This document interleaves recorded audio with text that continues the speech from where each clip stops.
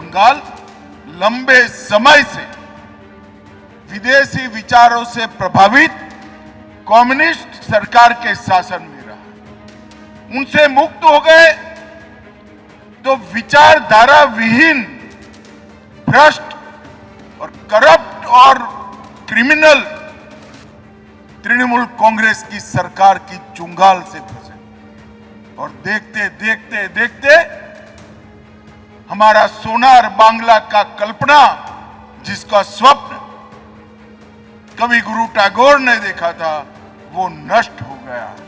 आज मोदी जी की एक अपील पर 10 साल के संघर्ष के बाद 16 से 26 आज शुभेंदु जी के नेतृत्व में भारतीय जनता पार्टी की सरकार बनाकर फिर से एक बार सोनार बांग्ला का आंदोलन यहां पुनर्जीवित हुआ है।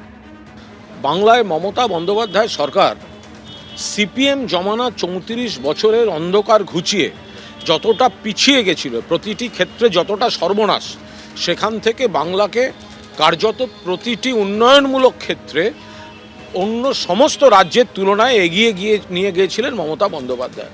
এখন জাতীয় নির্বাচন কমিশন বা অন্যান্য রাষ্ট্রীয় শক্তিকে অপব্যবহার করে ওনারা কোনোভাবে জিতেছেন। আমাদেরও কিছু ভুল ত্রুটি নিশ্চয়ই ছিল, সেগুলো আমরা সংশোধন করব।